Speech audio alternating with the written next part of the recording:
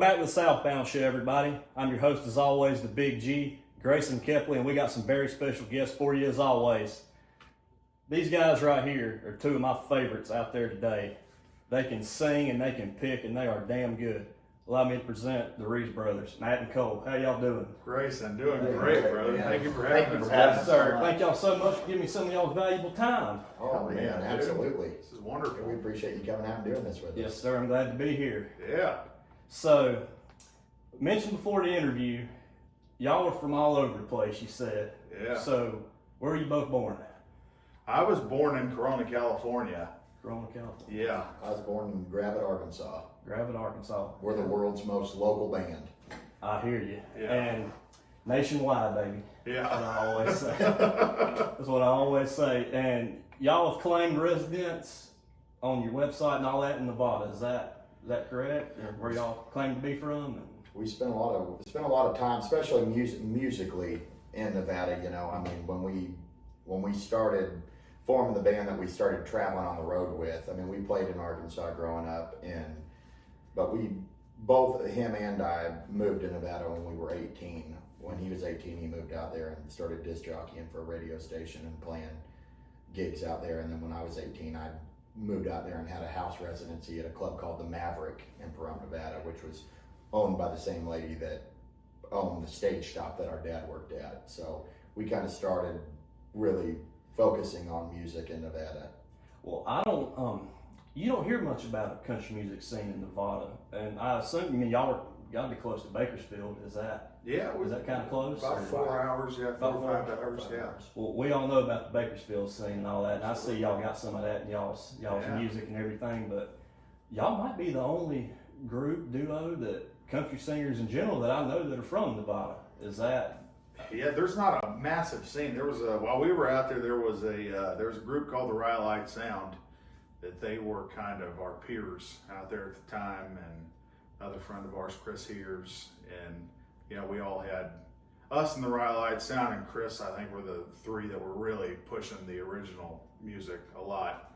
And there's a few cover country groups out there.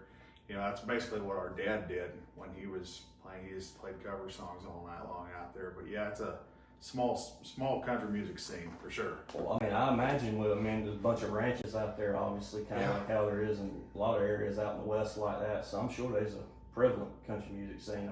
Bars and everything else. And like I said, y'all are the only ones I can think of that have claimed to be from Nevada. And we obviously Bakersfield's got the scene, John Party and Buck wasn't from there, but he always said that Bakersfield sound, the White too, and but other than maybe Zach Top being from Washington, y'all are the only ones I can think of. So yeah, man, we realized that there was a lot bigger scene when we started going to Texas and for what we were doing for original music and things like that. We got really fortunate in 2018 with the Ameripolitan Awards, and that's what led us to traveling. We knew we wanted to cut a record. In 2016 we did that, and then kind of worked that record a little bit, but not much travel wise, on the road. We didn't have a lot of opportunity to travel, and then we got to go there, and Dale Watson was putting on the Ameripolitan Awards, and once we went there and we won Honky Tonk Group of the Year that year. The Rhyolite Sound, who was also from Nevada, they were up for it too. And when we won that, we got a pretty good amount of opportunity in Texas, and we jumped on that. We didn't have any money or anything, and a friend of ours, Joe Swopes, gave us a van, a little GMC Safari van, and said, take this on the road. And the first club, we didn't even have a steel player. We had a steel player in Nevada. We didn't have a drummer either. A drummer or a steel player. And there was this kid named Caleb Mello. I don't know if you're familiar with him, but he worked for Jesse Daniel for 4 or 5 years after us, and now he's on the road with Ben Haggard.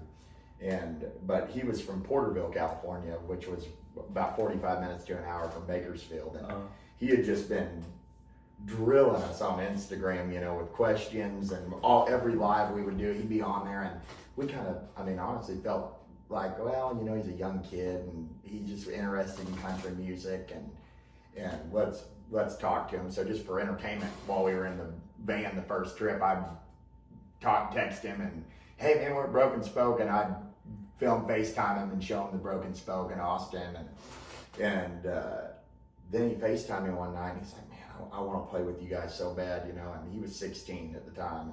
And forewarning, there's not a lot of good pedal steel players. I've heard it said on the internet several times, people struggle to find steel players. Yes, they do, and like people find them all the time, but just because they found them don't mean they found a good one. Well, it's hard to find a good one. Seems to me like too, when they find somewhere they like, they stay, and there's not a lot of opportunities. Well, there's not a lot of steel players in general, so that you know, if there was as many steel players as there was guitar players, you could find a lot of good ones. You know, but there's a lot of musicians and not a lot of steel players, so it's like, but it's a hard instrument to learn. And he was getting back to it. Caleb was 16, and he goes, I really want to pick with you guys. And I said, man, if you can talk your parents into driving you to Pahrump, Nevada, you know, you're welcome to come sit in and jam with us one Sunday afternoon. We did a Sunday afternoon show from like 2 o'clock to 6 p.m. And for everybody that was hungover. Yeah, for all the people, because we played every Saturday night, so we would do the Sunday thing, and everybody would just come and hang out with us. But his mom said, yeah, he said, yeah, well, my mom said she'll bring me down. You know, my dad can't come, but my mom's gonna come and meet her cousin there, and we're all gonna hang out. So he came, and man, he got on the steel, and I'm like, we've made a mistake. This is a rarity. Yeah, this kid's 16 years old, and he's just a phenomenal steel player. Yeah. And I talked to him, and he had only been playing for like a year at the time. You know, he just got his steel from a guy named Larry Petrie out in Bakersfield, and a guy named Jack Guthrie was kind of his influence, an old man out there that helped him get started. Matt and I talked after the show, and we're like, we need to.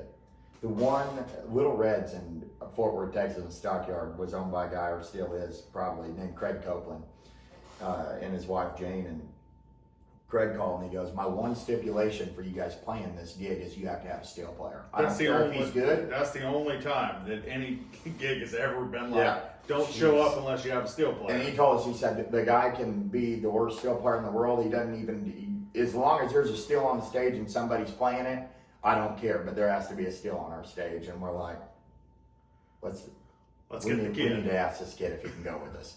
And he's in high school. He was in high school, and I went to his mom, and I go, here's the deal. I said, we need a steel player in 2 weeks for Fort Worth, Texas, and we're going to be gone for maybe 10 days or something. And I said, is there any way that he can go with us?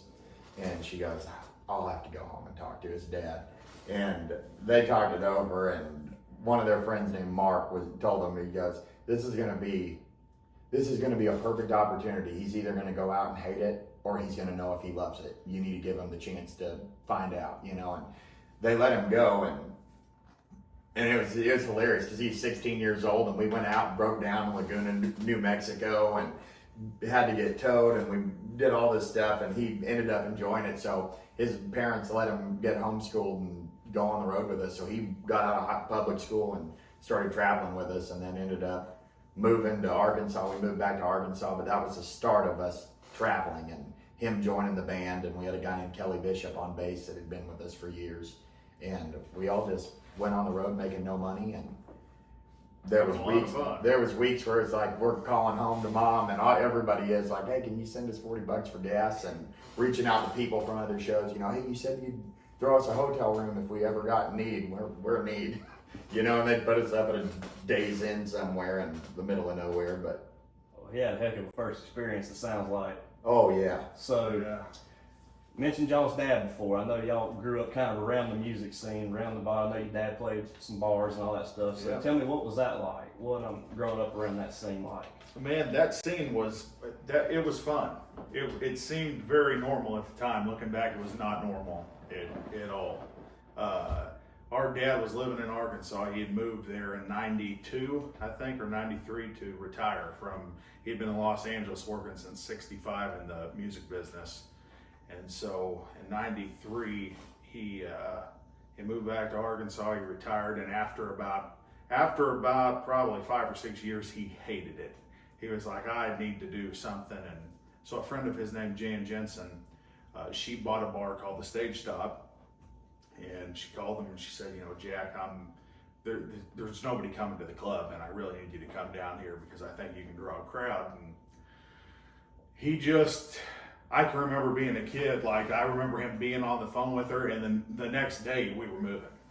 Like it was not a. He was ready to roll. Yeah, it wasn't a talk. Our dad felt horrible for our mom, but our dad would always. He was like he would move he could flip a coin and be like, "We're gone tomorrow." Yep. And so that's what he did. And my mom, bless her heart, she was like, "Yeah, okay," and she always was fine with the moves. And yeah, we moved into, he was like, we got to have a place when we get there. And she said, well, I got a single wide trailer behind the bar yeah, that you guys can move into. And we moved into a single wide behind the bar.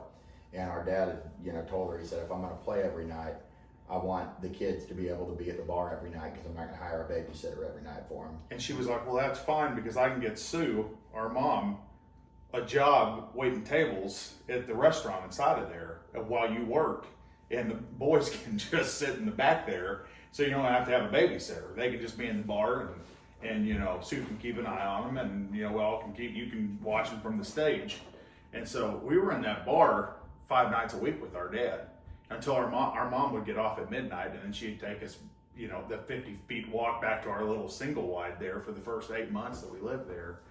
And then even after we left that single wide, she still had the same job and our dad had the same, he was working there 5 nights a week still. So every, all those 5 nights a week, we were in that bar just soaking up a ton of country music, which was completely different than our life in Arkansas.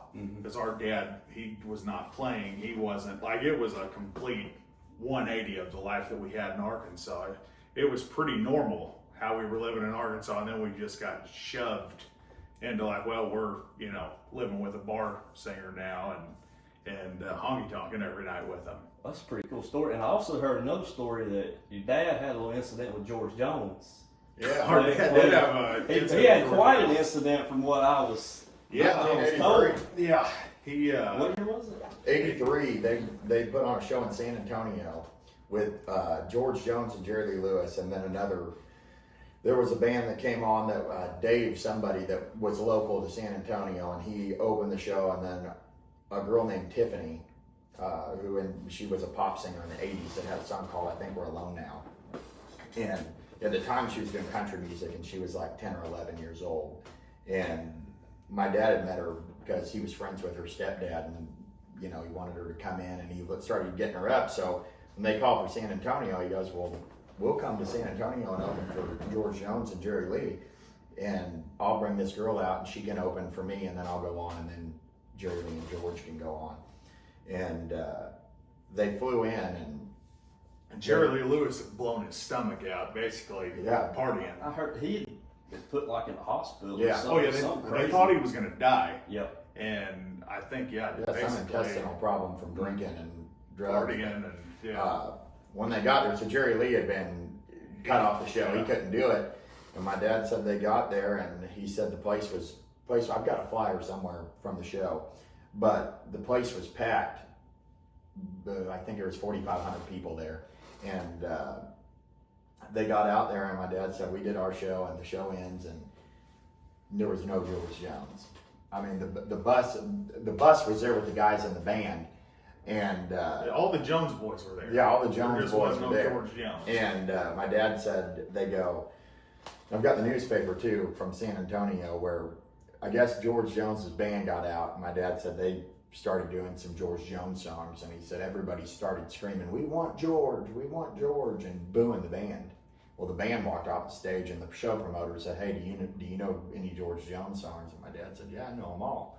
He goes, well, will you go off and try to push back the crowd a little bit until we can figure out where George is? And my dad said, sure. And forewarning, that's a terrible idea for anybody that's not George Jones. Oh, yeah. One of the best of all time. You're trying to go out and sound, I don't care who you are. Our dad at the time, I mean, it wasn't 2025, he was just another country singer to our dad at the time. He recognized George Jones was great, but my dad's like, shoot, I can entertain a crowd. I can hold George Jones off all night, Well, that wasn't the case. And he got out there and, eventually, I think they started booing our dad, and he got off, and then George shows up hours later, and my dad's like, "There's like 500 or 600 people left out of the 4,500," and he said Jones walked on the stage and goes, "I might be a little inebriated, but don't worry, folks, I'm going to sing myself sober." And my dad said the promoter looked at him and goes, "You want to bet?" He was fried at George, and so was all the crowd. They all wanted their money back. And so George sings a few, and he jumps. The headlines of the newspaper I got said, "Drunk Jones cycles off with bottle of tequila and girlfriend."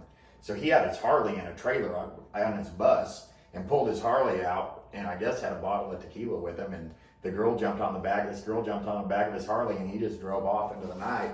And our dad said, the next morning, he had a flight.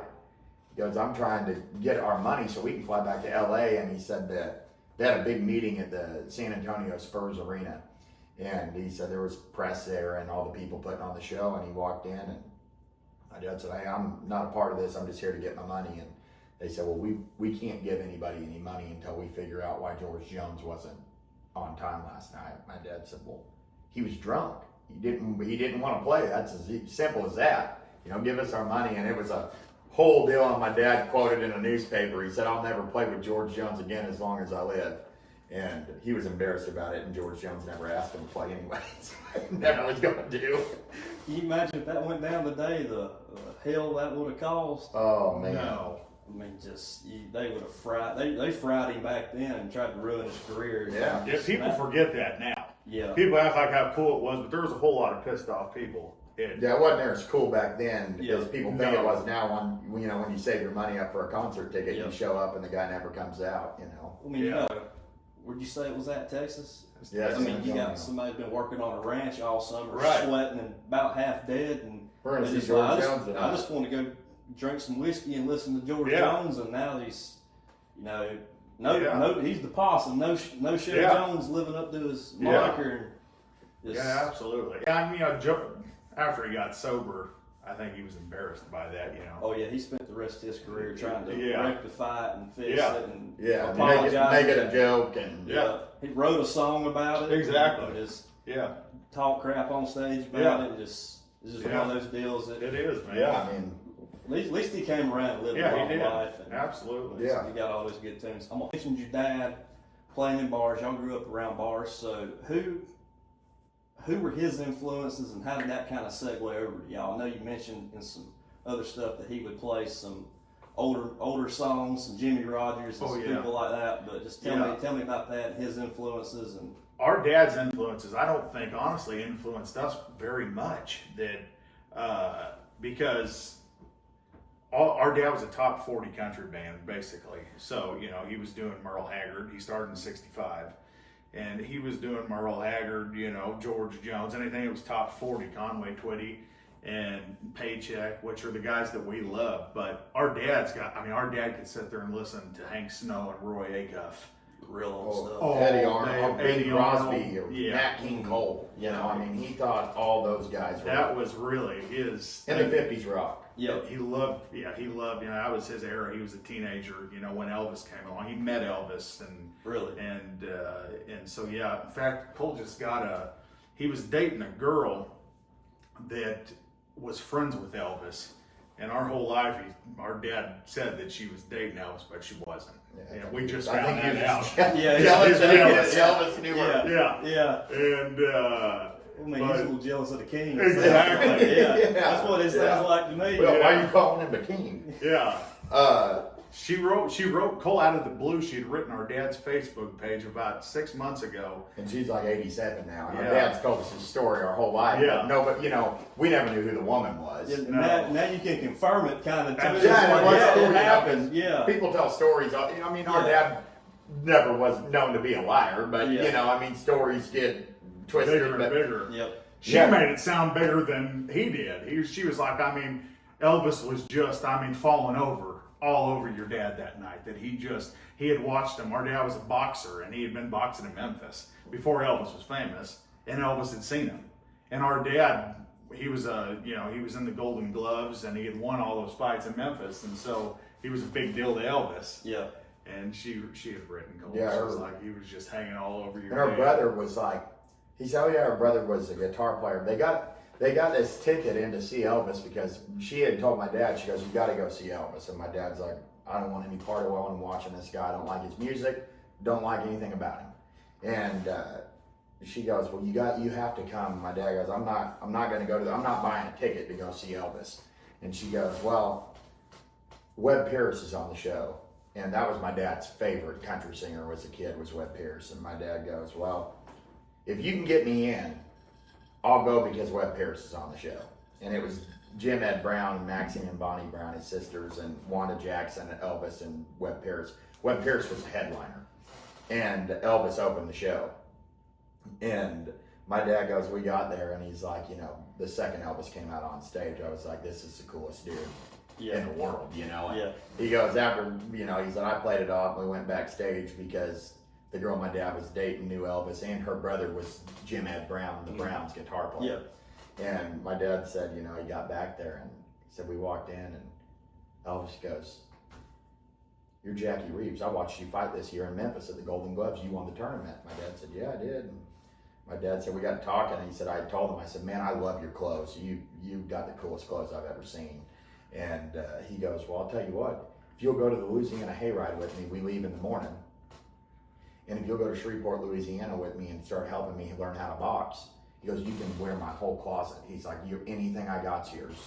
And you can go with us. And my dad goes, oh, I'll be there. And he said, I went home and he asked his dad, and his dad said, you know, Elvis will be here today and gone tomorrow. And he goes, and you'll be in school in the morning. You ain't skipping school to go out with Elvis. And my grandpa died the next year, and, you know, never saw Elvis really, really explode how big he got. And so she just told this lady, wrote us on Facebook, and her brother ended up, you know, our dad never knew this because they lost contact after the 50s. And her brother ended up being like one of the top session players on all the rock and pop hits of the 60s and 70s. He was a member of the Wrecking Crew with Glenn Campbell and James Burton and Tommy Fiasco. Yeah, so her brother actually sent a message to her to send to me and said, you know, just tell his kids, you know, that their dad was like the buffest dude in town. And I thought he was just so cool, you know, because he was all ripped up and a boxer, and I never knew he became a singer. And so they never did ever reconnect after the 50s, but it was cool to get that. But yeah, back to the original thing. Yeah, basically, our dad's top 40 country, I think, is what influenced us more than his influences, you know? Well, I mean, you mentioned Merle Haggard. I saw y'all playing some Merle the other day on the video and playing the cover, and I hear a lot of Merle in y'all. I hear a lot of Bakersfield type sound. I call it that. I'll call it steel guitar. I call it, you got that thumping beat to it. And I can hear a lot of those influences in y'all. So who influenced y'all? I heard stuff about your dad. Who influenced y'all? Man, yeah, the Haggard stuff is a big influence for us. You know, our dad influenced us because we were listening to him every night, and he gave us that love of country music. Yeah, Merle, especially at a young age, you know, obviously you get older and you find new people that you fall in love with, like Gene Watson, once I was in my teenage years, and Johnny Rodriguez and Johnny Paycheck. But as a kid, personally for me, you know, Glenn Campbell and Merle Haggard were. Glenn Campbell has always played in our house and always played in the car because our dad was cousins with him and they grew up together. And Merle Haggard was just a staple of country music. You know, our dad had all the vinyl records, and I got a record player as a kid, and just Merle Haggard was like a second dad, you know, because he had all you listen to, you know. It's like his stories and his songs kind of molded me from a country music perspective, you know, of what my idea of what country music was supposed to sound like. Like, this is the perfect example, like Back to the Barrooms, Merle Haggard, the Back to the Barrooms record. From the time I've been 14 or 15, I'm like, that's the greatest album that was ever made, in my opinion. It's good. I mean, I hear a lot of the honky tonk sound in y'all stuff, the Dwight Yoakams and all those guys. So, how did your musical journey start? When did you start playing the guitar? When did you just get into it? I started young. That we were still in Arkansas, and you know, when I was born, my dad gave me an old '67 Martin guitar that he had gotten years before. That a guy walked into a bar, and this random guy walked into a pawn shop and bought it for $43 to sell to my dad for the $43. That he had seen my dad play, and he bought this Martin guitar, and he came in and he said, I bought this specifically just to sell it to you because it was such a good deal. And so then years later, I'm born, and my dad, when I'm born, he gives me the guitar. You know, he's like, well, this is Matt's guitar. And so when I was like 5, I think, he sat me down, and our dad was a terrible guitar player. He couldn't play guitar, but he knew a few chords, and he sat down and he showed those chords to me, and man, it clicked in my head. Like it was, Glenn Campbell talks about this on a ton of, interviews. Just, it was a God-given gift, really. Yep. For both of us, like it clicked. Glenn Campbell's one of the best of all Oh, time. I mean, he's absolutely. one of the guitar players. I mean, Yeah. the only one I think tops him anywhere near close is probably Jerry Reed. And Oh yeah, maybe and they were, killer. They were best buddies. Yep. Which I ain't a player like a Glenn Campbell, but it definitely music clicked. Like it was, I never remember anything being hard about learning how to play guitar. And that's when I was 5. And by the time that I was 14, my dad, his guitar player had quit, and he quit on the stipulation of just getting Matt to play guitar, be your lead player now. And so yeah, that was when mine, like that journey for me started, was basically at 5. That's how I feel like that I really just got shot into it. What about yours? Man, I started playing guitar. I was tinkering around with it when I was probably 10 or 11. I'm nothing like Matt, I didn't take it super serious. It wasn't something, I was a hyper kid and just kind of getting into whatever I thought I could get into. I can remember just sitting and just banging on it, and Matt getting mad when I was a kid, like, shut up, quit playing that, because I wasn't doing anything on it. And my dad had said, if you want, I'll take you to Les Doss, he'd played guitar for my dad, and he was an older guy in Pahrump, Nevada. Kind of like a jazzy player. Yeah, very mellow jazz. And Yeah. he took me over there, and the first time when I was 7 or 8, and he kept his house really dark, and it just gave me the heebie-jeebies. I'm like, man, you're a kid. And I'm like, he was a great guy. Yeah. But he still calls and checks in on us. He called me 2 days ago. Yeah. And he's a great man, and he was super patient. And I went over there and I told my dad, I said, man, I don't like it over there. It's too dark. And Dad's like, all right, well, you don't have to do that. So when I was about 11, he said, I went to my dad. I said, I want to learn how to play guitar. And he goes, well, you want to go back over to Les? I said, yeah, take me over to Les. And at that point, I went for 2 months, and Les, my mom went to pick me up one day, and when she went to pay him, Les said, don't pay me anymore. If he wants to come over, he knows how to play guitar, just bring him over and we'll just play together. And if he sees something I do that he wants to learn, and he can ask me and I'll show it to him. But we're at the point now where we can just play together. And that's really what Les loved, was somebody to sit in his living room with him and play. And he had got me to that point, and I remember, my dad, like Matt said, was a terrible guitar player. But he had an ear to be able to criticize you and be like, that don't work. And love to be able to criticize you. And he would be very open. He's like, I can't play, but I can hear when you can't. And you're not doing it right. And you're playing it bad. Hey, just like football, sometimes the worst players turn into the best coaches. Yeah. It's just one of those, they just have a knack for it. It's Yeah. He could look at a Glenn Campbell, that's somebody that's really good, and just be like, well, hey, this, he couldn't do it, but he could see it. Yeah. Is that a good 100%. way to describe it? Oh yeah. I mean, I remember coming home, and he would take the wind out of your sails, because he was just like, man, the only way to learn is being told the truth. If I sit here and tell you how great you are, you're never going to get better. Mm-hmm. What you're doing is awesome, but when you're 20 years old, you're not going to be the cute little kid anymore. It's not going to be cute anymore. Yeah. It's people. People like you because you're 8 years old and you're strumming a guitar and they think it's cute. Yeah, but when you're an adult, if you play like that at 18, It's gonna be weird. yeah, it's like you're gonna have to get better. Yeah. So you start getting better. So we sat on the back porch. I came home from Les's lesson one time, and I'd done Gentle on My Mind, and he loved sitting around and just singing way more than we do. I mean, we don't just sit around for fun. Yeah. That much, He would sit around and set up a PA, sing all day just in the living room by himself with you playing guitar. And we sat on the back porch one night, and I remember playing Gentle on My Mind and strumming, and I would boom, and he just looked at me dead in the eye, and he goes, you need to, whatever you're doing there, you need to fix it, because your strumming pattern is terrible.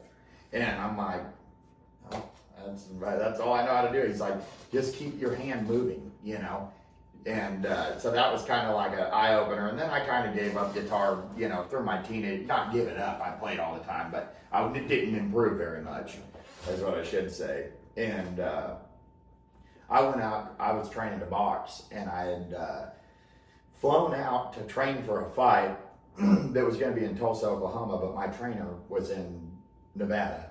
And I flew out there, and I was broke, and I needed money, and I went to Jan Jensen, who had owned the Stage Shop. She owned a different bar then, and I said, is there any way that I can come in and play this weekend and try to get a little bit of money? And she goes, well, I got a band, but I'll work a deal with them where you can play the breaks for tips. And I'm like, geez, you know, I ain't gonna make any money. And I went in and did it, and I had the knack for people like my dad did of being able to go around and talk to everybody and get to know everybody at the show. And I went around door to door before the show that week to my dad's old people that came to see his shows out there. And I'm like, hey, you know, I'm back in town and I'm going to do this. If you'd come out, I'm playing these breaks and I'm just doing it for tips. And the bar was packed, and she called me and goes, I was 17. And she said, you know, if you want, when you turn 18, I'll give you every Friday and Saturday night out here if you'll move out here and pay you to play and let you put a band together. So I did it. And that was when it clicked for me, like, I don't have money to pay a guitar player.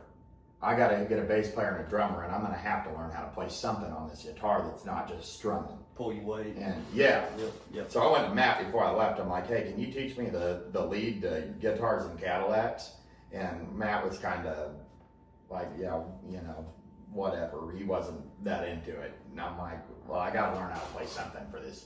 Go out here knowing something. So I learned that, and then I got pretty serious because I'm like, I gotta have to play. And but it took me a while. I'm not a great guitar player by any means, you know. But it took me a while to get to where I am now, where I can get up and pick for myself and am confident. And that was when it started. Was when I was 18, when I thought, well, I'm gonna try to this is what I want to do, and I gotta have to learn how to do it. So that's when it started, and then neither one of us ever really had any day jobs other than in between. You know, I would pour epoxy flooring or do something for a couple of months in between gigs, or when I had to go out and. Yeah, when the first time I got paid, I realized, well, this is my job. This is it. Yeah, there was, you know, I can remember kids, and you know, both of us dropped out in the 9th grade, and so I never went to high school, but I still had friends that were in high school, and I can remember them all thinking like, well, what am I going to do? And I'm thinking, hell, I've been doing what I was going to do for the last 5 years, you know, 4 or 5 years. And looking back, that was a fortunate thing. I've got friends still that they're searching, you know, they're almost, you know, I'm 35 and they're 35 and still looking for what they're going to do in life. It took me, I mean, I got out of high school and drive a truck. Yeah. And that didn't work, and then on a whim I discovered this, and I fell in love with it. And I just look like there's days you get frustrated, days stuff doesn't go wrong, just like y'all saying, you know, stuff with the van and all, just But looking back, it's like I can't see myself doing nothing else. Exactly. Now, one way or the other, I mean, I'm you're just gonna figure it out. Yeah. You know, it's just like don't even feel like work. Sometimes like. Things about it feel like work, but like when you look back at it, it's like, well, this is it's what you love. It beats running a shovel. That's what I always say. That's kind of my deal with it. It's just like, well, it's better than better than doing what you could be doing. So I just told Cole this the other day. We were up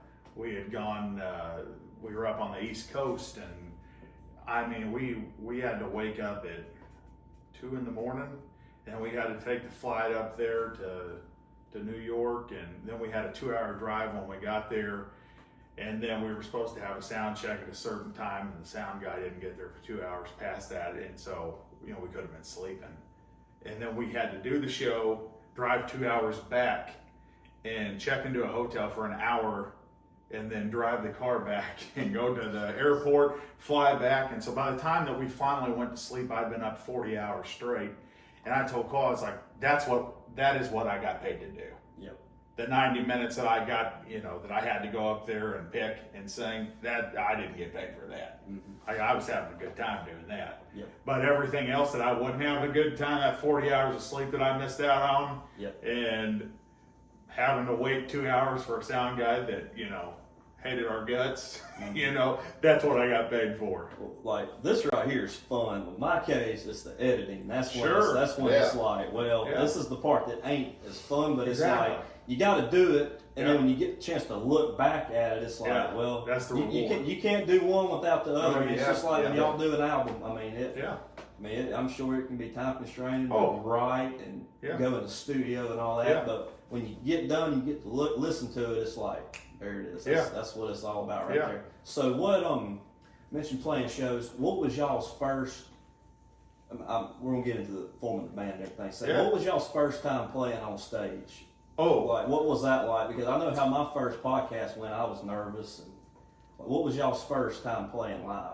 How was together as a band? No, just on your own. We'll get to the band second. Man, I don't think there was a time that we had an opportunity to be nervous because we were so young that it was like we've got VHSs of us, you know, at 3 and 4 years old, where we're just running around the bar and our dad's like, "Hey, get up here and play and sing," you know, and it's like, "I don't want to tonight, Dad," you know, and he's like, "All right, I ain't gonna ask you again. You're gonna miss out on your tips," and because all the people there, you know, what goes back to like our dad talking about, it's cute when you're a kid, you know, they were all supportive because we were so little and they thought it was so cute. They'd come up and throw. We'd make $100. I'd be 8 years old and have $100 in my pocket. Yeah, I made more money. In 1999, we're making more money than our dad's band was. Yeah, exactly. They were making $50 a night. We're getting up there and, you know, singing "I Want Candy" and making $100 while these little old ladies are stuffing money in your pockets and everywhere else down your shirt. We're like little strippers. I remember like 8-year-old women coming up and pulling at my waistline and stuffing money down my pants and, you know, laughing. And I was just like, hey, you know, if it's money, I'm here, you know. And right across, the owner of the bar, Jan Jensen, had a son that raced. And I'm like 4 or 5 years old. I just take all my money over there and just hand it to him. Like, here's $100 for your race car this week. And I do it 3 or 4 times a week.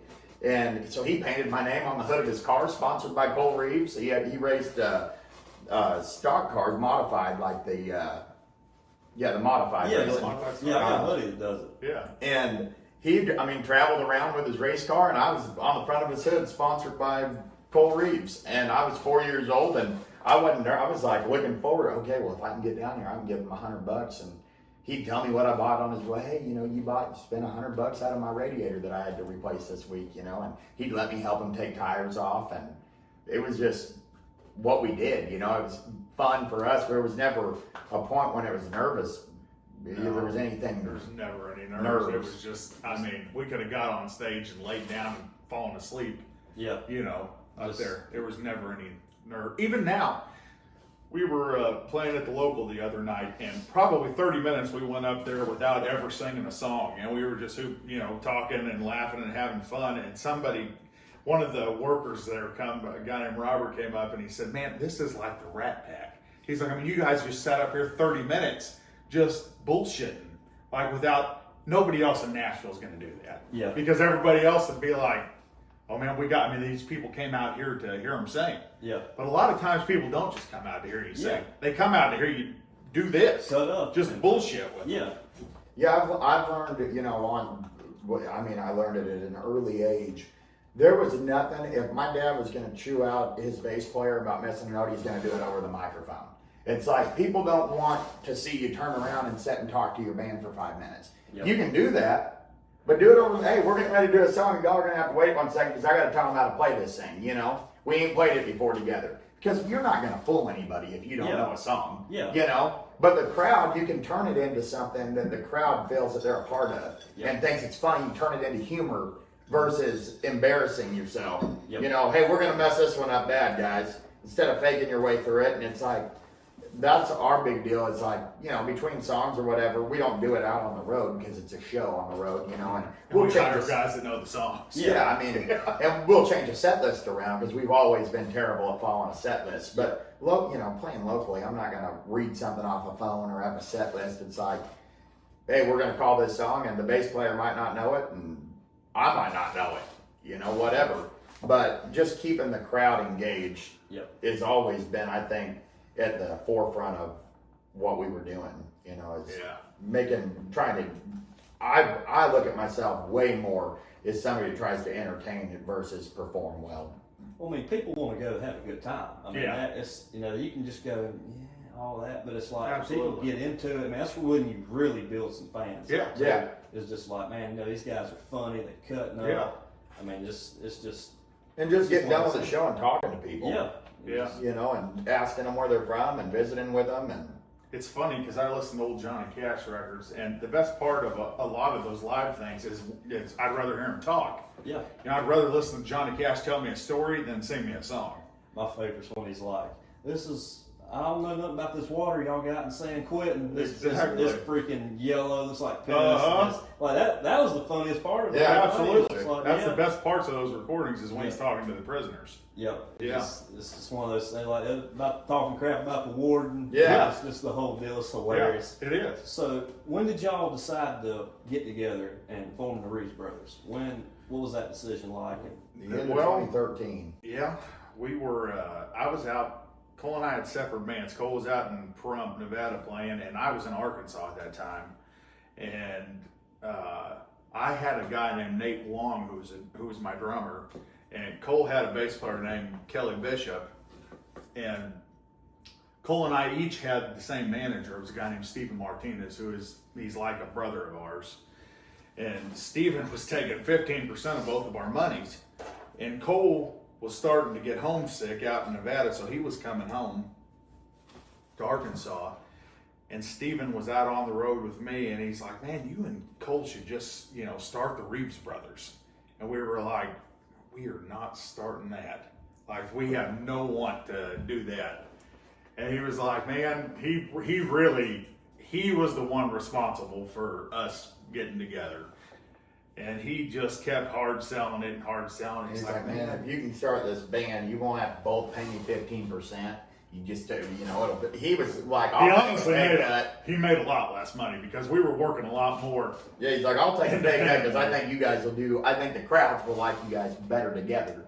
And I didn't want to do it. I told Matt, I'm like, hey, I'm not going to go out there and dress up. We had a whole different thing. Cole was, doing the blue jeans, and like I was wearing suits. Like I was, And Matt was doing a crooner show. Yeah. And I was doing like a 70s country Yeah. show. And, because Matt, he still likes all the 50s rock and stuff. Yeah. And Matt would go dress up, and all his guys were in suits. And I'm like, I can't go out here and do the suit thing.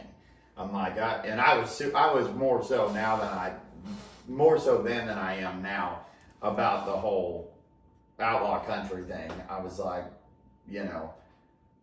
I am doing this, and I'm playing Johnny Paycheck, and if you don't like it, Shove it. yeah, Yeah. I don't care. And Matt's finally like, oh, whatever, we'll try it out. And so our first night we played was like, I don't know, January 14th. And, well, we did a New Year's Eve show together. It was kind of just like, you come up and play with my band, and we'll bring your drummer and play at my house gig that I do. And then our first gig, we moved back to Arkansas. Kelly Bishop moved too. The bass Bass player player had moved. Kelly. He's like, well, I ain't got nothing here that'd hold me down. He worked at Home Depot. Yeah. He's like, so I'll move with you if you don't mind, and just stay in the band. Yeah, we were making $150 a week at and I'll never forget. Kelly looked at me and goes, well, the $150 extra a week really helps, I'd move. And I'm like, this man's gonna move across the country with me for $150. That I don't even know if we're gonna make that right now. We're leaving our house gig, and I'm like, come on, move in. So we set up a house, and we all three moved into this house and Yeah. roommated it together. And Nate Wong, he was in the group for about a month and a half, and then he came to his senses. He's like, man, I'm going to move back to Hong Kong. He's like, because I have some opportunities there. And he's like, this is too small of a town for me. And then he's moved to Hong Kong, and he's done phenomenal for himself. He's endorsed by Levi's and plays in stadium and arena shows. He's in a group called the Nowhere Boys over there, and they're signed to Warner Records, and he does all sorts of crazy stuff. But me and Cole and Kelly, we stuck it out for a while, and then we broke up. I think at the end of that year, we were like, man, we just can't. We can't split all this money up and make a living. Splitting $300, having one gig that pays $300 on a Saturday night every week, and then you split that 4 ways. You can't $75 a week. You can't live off of that. Yeah. And we moved back. Kelly had a girlfriend, and he moved in with her in Missouri, and because we were like, we're moving back to Nevada, and where we can get a little bit of work. And we moved back, and we had a friend named Aaron Hubble, who owned the Hub. Him and his girlfriend Andrea owned a place called the Hub, and it was a true like family there. I mean, we immediately called him up. He goes, "Yeah, I'll book you guys," and we went in there separately. Well, he's like, I'll book Cole on Friday, and I'll book you on Saturday. I would do a rockabilly show, and Cole would do like a '70s country show. Yeah, and we were making $300 a night, and I was paying bass player and drummer $100 a night, and so I told our steel player, my steel player at the time, I didn't have one, and I wanted a steel player. I'm like, man, I've got to get a steel player in this place, but I'm not making enough money to do anything, to be able to hire another musician. And I called up a guy named Steve Gall, and I said, man, I will pay you what I'm making. I'll give you my $100, but this is what everybody's going to make is $100 because I'm going to keep the tips. So if I make $20 one night, it is what it is. If I make $200 in tips one night, it is what it is. I'm keeping all the tips so we can have a steel player, and I'm going to give them my base pay. And they were all cool with it. They're like, yeah, that'll be fun adding a steel player. And there was times Steve would come out and he'd be like, man, take $50 back. I mean, you didn't make any money tonight. And I'm like, yeah, dude, we're good. And I had my brother owned a restaurant. One of our older brother, Eric, owned a restaurant. So I went up there and I'm like, hey, you're going to have to employ little brother here for a minute and let me wait some tables. So I went up there and pretty loosely waited tables for 6 months, and we all had a joke. My best friend moved out there and we were all 18, and he's called me Mr. Moneybags because everybody in our group was dead broke except for me. Because I went down, I karaoke DJ'd on a Thursday night. I played the Sunday night jam and played bass for a guy, and then I played every Saturday night, and then I was waiting tables. So I had like money in little envelopes in my drawer, that I had been saving. So I was like, I'm good, And I was smoking through my money. Man, I had a 3-pack a day Camel non-filter habit that I would go down every week after I got my paycheck at the Hub. In the casino, they'd sell you a carton at that time for $50 of non-filter Camels. And I would just take all my money and he'd be broke by the end of the week, and he had a guy that he lived with that would give him a pack of cigarettes for 2 packs when he got paid. So Matt would end up smoking 6 packs of cigarettes and have to buy this guy a card. To buy him 12 packs at the end of the week. And so Matt was going under the he was going under from smoking because he's having to pay double to this guy back. And we were all smoking then. Then finally, Kelly, he broke up with his girlfriend, and he's like, well, I'm coming back to Nevada. Do you need a bass player? We're like, yeah, come on back. At that time, we were really wanting him back bad. Yep. We're like, come back, man. And we were like, we'll find you some work. Well, then Cole and I, we go, and John Fogarty from CCR. We're still doing separate things. John Fogarty just starts a residency over in Vegas, and Cole was like, we got to go see him. This may be the last time we'll ever get a chance to see him. Cole buys front row tickets. And borrow the money from my dad. I'm like, Dad, I got to borrow $300. This is important. That's important. My dad, I'm going to have to borrow $300 from you. And he's like, and my dad, he ain't made of gold, He's like, what in the world do you need $300 for? And I'm like, Dad, it's Matt's birthday, and John Fogarty's playing over at the Venetian, and I'm going to have to go to Vegas and take Matt there. And my dad's like, it's $300 to see John Fogarty. I said, yeah. He goes, Cole, that should be a $15 ticket. The man hasn't had a hit in 50 years. I'm like, well, Daddy, I know he's a legend. And my dad's like, hey, I'll give you the $300, but you got to pay me back ASAP because you don't need this $300. You're wanting to go to some concert and fiddle around in Vegas. So I did it, paid him back. We go to see the concert front row, and him and I are both like enamored He had the coolest show. Yeah. And was an entertainer. He's 70 years old. He's running on stage, playing his guitar.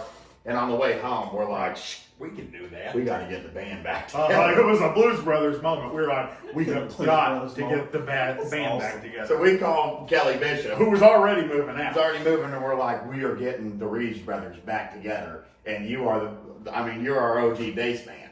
And he's like, I'm in. So he shows up. He's been listening to some radio station out in Missouri, and he's like, listen to all these new guys that are out here playing. He's been listening to like Wally Morgan and probably Sturgill Simpson at that time. Ray Scott, and Wade Bowen. He had some Wade Bowen songs, and we're like, man, Kelly, good to have you back. We need to cut a record.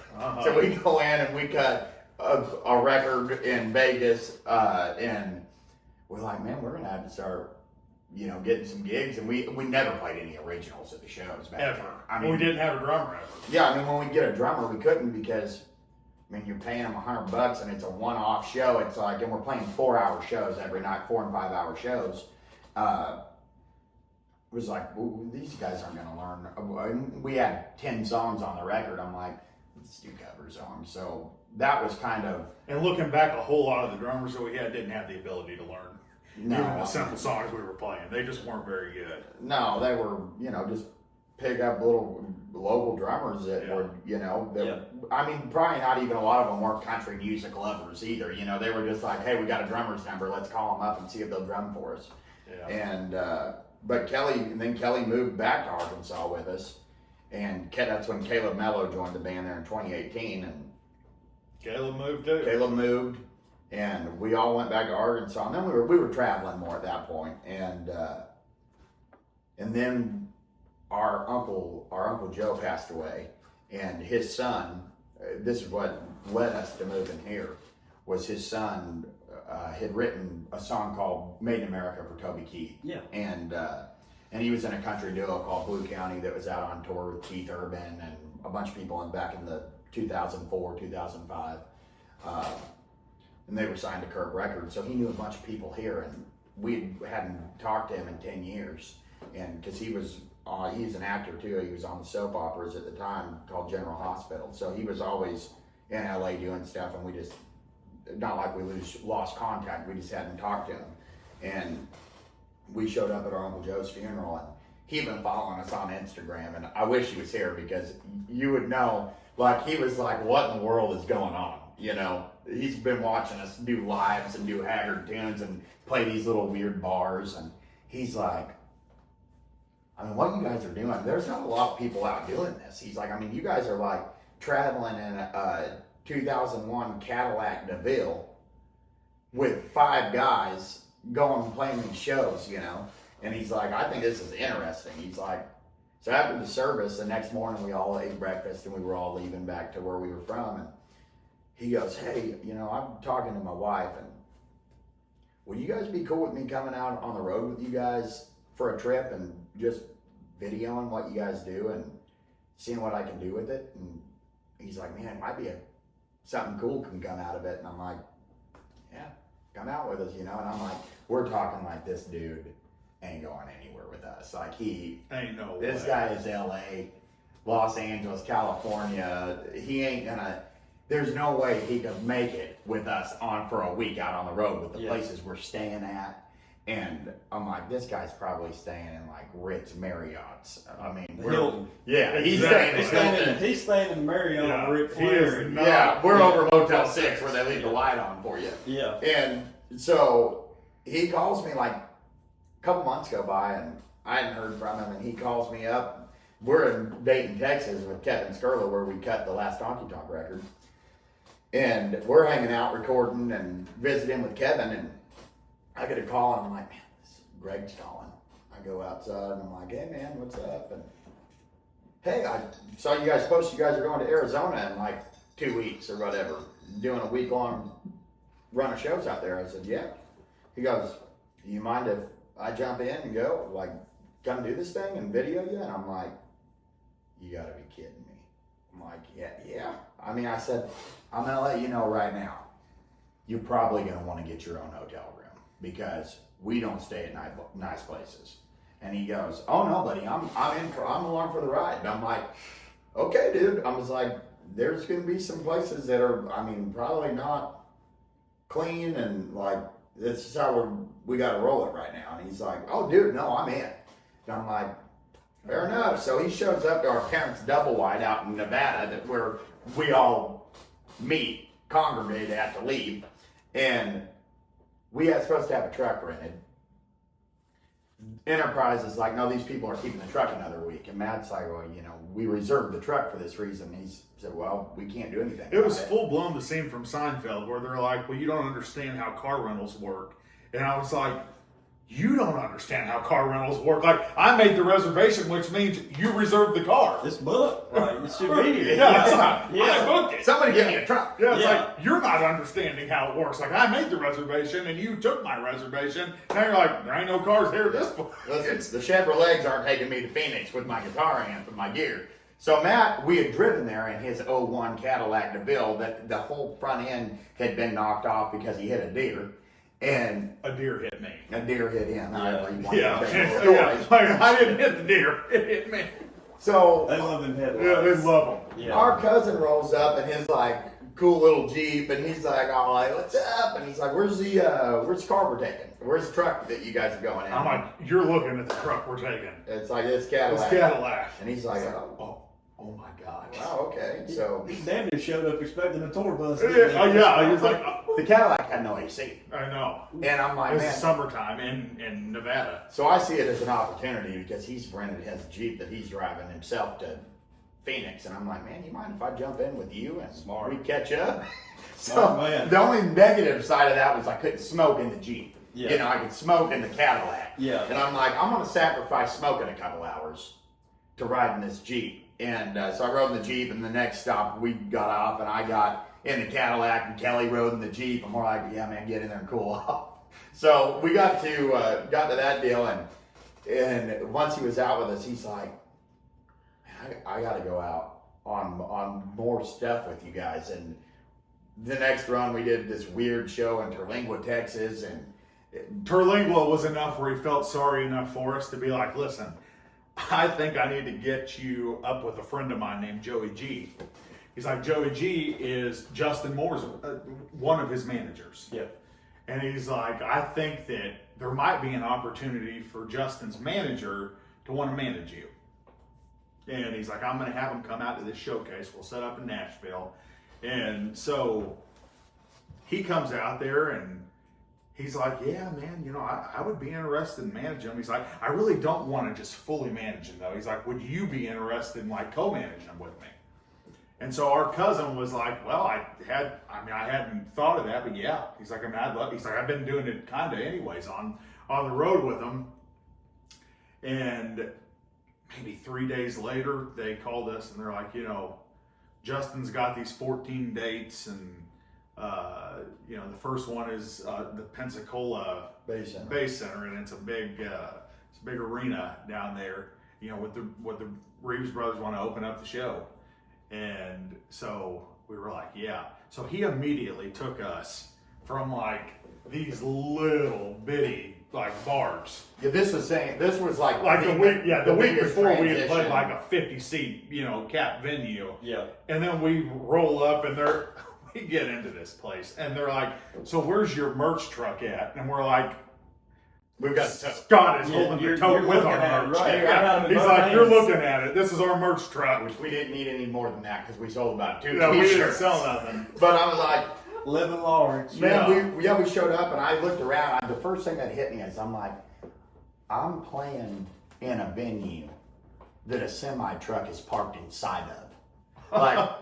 Like there's a semi parked inside of where I'm playing at tonight, and it ain't taking up no room.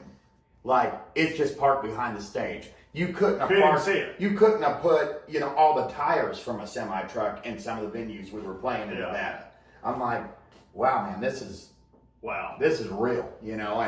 And we played that. I remember walking up to the top, all the way up to the top of the arena and looking down and like taking videos and pictures. I'm like, this is a freaking arena, you know.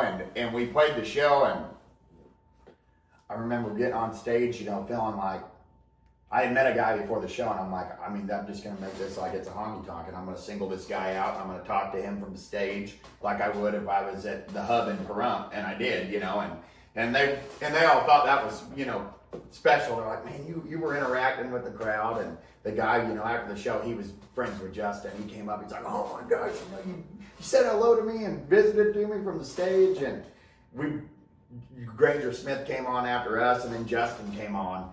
And then we started doing that, and the arena would be like a quarter full, you know, when we were playing. Yeah. And then we got the opportunity to go out, and we did a Butte, Montana show. And that's where I clicked like the headliner, the opener, and then the opener. Yeah. Because we were the opener that night in Butte, Montana. Y'all were playing when they were coming in, they might go use the bathroom or something. Exactly. Yeah. Oh yeah, they were like, it was like, oh cool, whatever. Yeah. Well, when we got to be the opener, and not the opener's opener, Granger Smith didn't do a date with Justin in Butte, Montana at like a baseball field show. And there was, I mean, I don't know, there was probably 4,000 or 5,000 people at it. And that's when I'm like, because for a while, you know, you felt, man, these people just aren't into what we're doing. Yeah. Well, you can be a local band and be an opener or whatever, you know. But I'm like, when we got to do that show and we were on right before Justin, when we got off stage, it was like we were George Strait, you know. Yeah. Well, I mean, not literally, but to us, that's how it felt. Like Yeah. comparatively speaking, Yeah. it was like everybody was like, sign my phone case, you know, sign my beer can. Will you sign my shirt? And I'm like, And then they threw up a Reeves Brothers shirt of Justin Moore. yeah, and they were like, sign this, and then Justin threw it back at him. I was like, I ain't signing this, that ain't my merch. And but we got, That's awesome. Man, it was a great time. We got to hang out with Justin's camp, and that's when immediately when Scott, which I've called him Greg throughout this interview, but his name is Greg. His name's Gregory Scott, but everybody knows him as Scott Reeves. But when Scott took over managing us, that was when the full, like, we don't play for $500 800 miles away. You know, it's like, he's like, how are you gonna, well, how are you guys doing it? It's like, well, I mean, we would get a string of them, and he's like, well, would you make it? Yeah, I mean, we'd come home with $100 in our pocket. He's like, how are you, I mean, you can't do that, you know? So that was when I remember being like, people would call that had always booked us, you know, that thought we were making some pretty big money on. Yeah. It'd be $1,500 show. And Greg would be like, or Scott would be like, send him to me and have him call me. And that's when, you know, he's like telling him, and I'm like, dude, they ain't gonna pay that to book us, you know. Nobody's gonna pay us $5,000 to come and do a show. And that was when I'm like, oh, they will. Yeah. You know, people will pay that. You just have to ask it, you know. And even then, you know, when we started running numbers, and then there's percentages being taken out for a financial person and a management fee and all this, you're like, yeah, you're really not, and you don't have your buddy on the, you know, flanking you over here on stage that grew up with you that'll work for $50 a night. You're having to hire somebody and pay them. Yeah, you actually don't realize how little $5,000 is. Yeah, how I'm much like, you oh, make this when you make it. It's a different level. You're having to pay Yeah. musicians that are just your sidemen. And rent vans that won't break down. Like, you can't break down in the middle of the desert. Yeah. A bunch Pay of strangers. managers. Yeah, The pay drummer managers. ain't gonna make a turkey sandwich on the side of the road with you because you can't afford to eat lunch today. Yeah. You know, these are sidemen that, you know, they're gonna work for the next guy that pays them, whoever pays them the best, you know, Yeah. whatever. It's like, once that clicked, because our bass player was like, man, when we were moving to Nashville, he was like, dude, I'm done. I'm gonna stay here and build a life and start working a job. And, you know, he wanted security and financial security and to be able to be in a relationship and be at home at night. And so he started doing that, and then that was when it clicked too, where it's like, oh, you know, there's no Kelly anymore. Now, you know, it's just going to be somebody that we have to pay. It's not, we're all along in it together.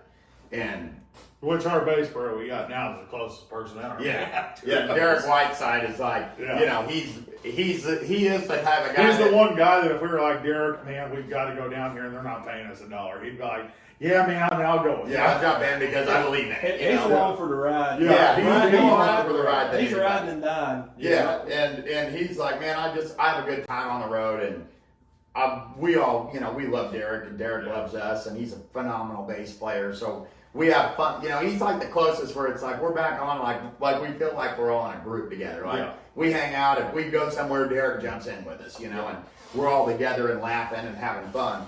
But that was, you know, and obviously not every gig is $5,000. You know, if you can string 3 or 4 shows together, you can do it for cheaper than that. But you know, it's like when you know, from what you're doing and traveling and coming up here to Nashville, it's hard traveling. Yeah, it costs money. Oh yeah. And you throw 5 guys in the equation, you're having to buy plane tickets for all of them and hotel rooms. Yep. It doesn't. A lot of money takes you a little distance when you've got a lot of people. Once everybody takes your little piece. Yeah. It's like we came home and I remember I told someone, I was like, there was $23,000 in our band account, and the very next day there was $3,000.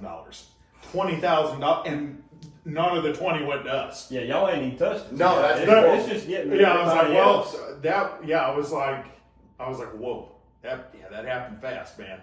24 hours, $20,000. Yeah, we're not in some weird deal where our manager's taking 40%. No, he ain't like Elvis's manager. And our manager, bless his heart. I mean, Scott, he's our first cousin, but he worked for the first 3 years for free. Yeah, he went to every show, traveled, went with us to every show on the road, away from his wife and grandkids and kids, to be out on the road with us, and never took a dime. He's like, so much so that I sat down and was like, if nothing changes in the next year, I'm leaving. Yeah. I was like, this is going to have to just stop. Because none of us are taking any money. And he's like, you couldn't say anything to him because it's like, well, he ain't taking any money either. Making any money either. You know, it's like, and finally we're like, we need a financial person and we need to start. I don't care if it's, you need to get your money. You've been working for free for 3 years, and eventually I don't know how you haven't quit yet. You know, you're not going to want to do this anymore. Just sticking it out. And he's like, oh no, I mean, I'm good. I want to help you guys. And I'm like, you need to start taking money. Yeah. You got to get your percentage. Everybody needs to get paid, you know? And he's like, well, I know some financial people that helped us with our band back in the day, and they did Ronnie Dunn and everybody. And he's like, let's go in there and talk to him and see if there's any money that there is to be made. And then we sat down, we're like, we got a little money. But it ain't as bad as it looks. Yeah. Like, wait a minute. Well, we've been living in a camper for me and Cole, we were sleeping.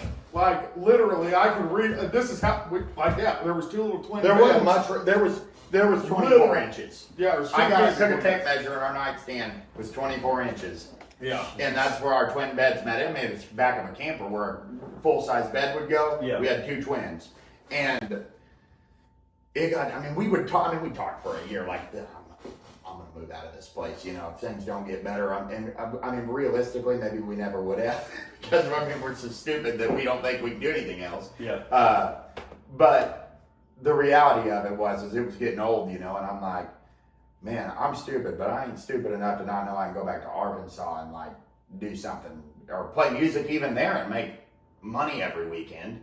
You know, we're not making a dime. We're having to DoorDash food, and we're living in a camper.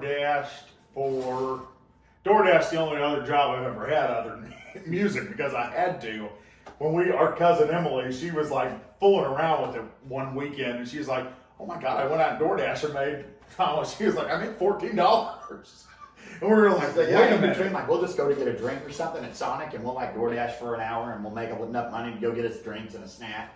And me and Cole were like, wait a minute. At this point, we were playing at the Nashville airport. They weren't, I don't know if they were paying us. Oh yeah, they paid us. $50? $50 they paid us $50. And like free food. And free food at the Nashville airport. And it took like 10 hours of our day. It was the worst gig.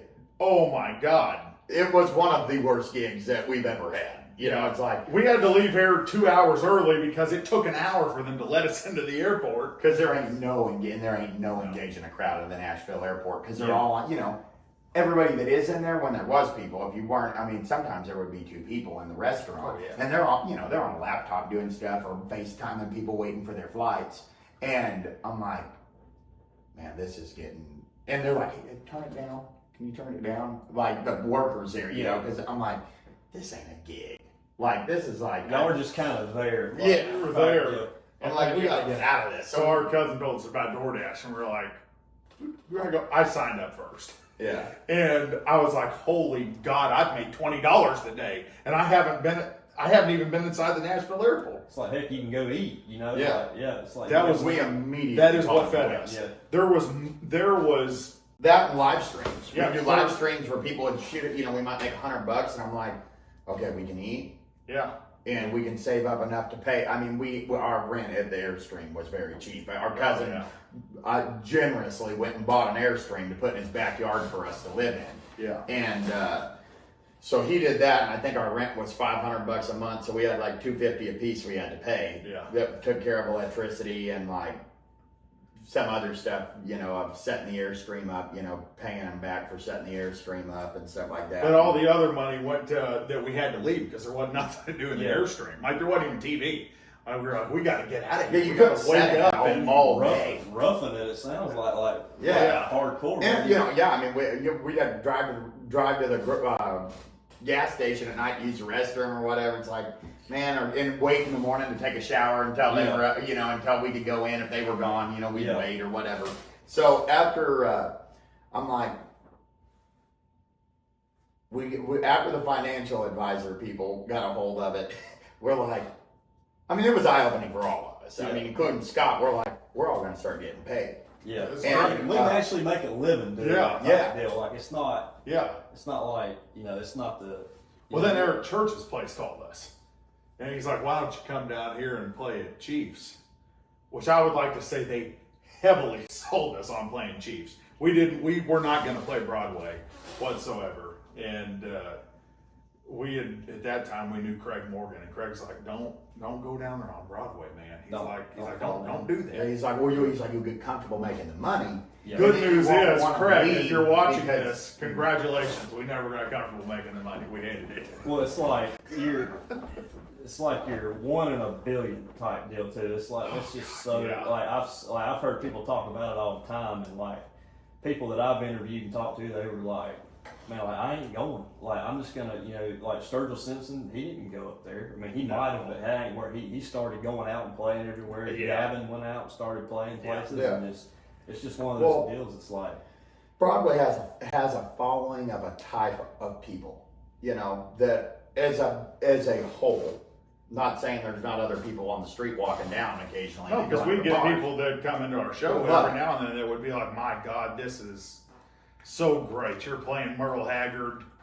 There'd be people when we were playing, first we started downstairs where we were right on the street where the windows are open. And you'd get these musicians that would come in and they're like, we heard a steel guitar in here. This is the only steel guitar we've heard on the street right blew his now. mind. Like, Yeah. And other than Roberts, it was about the only place down there with a steel guitar. But then for that one person, there'd be 75 people there. Just screaming new country, Play Morgan Wallen, play Little this and that. Brian. And it's like, brother, I had never heard a Morgan Wallen song. Like, I'm sorry. couldn't play for you if I wanted. I literally, it's Oh like, yeah, and you you can tell them that, request they them. would be like, Furious, bro. oh, They like they would would look be at you like you're fuming. the biggest idiot I've ever met. Like, really?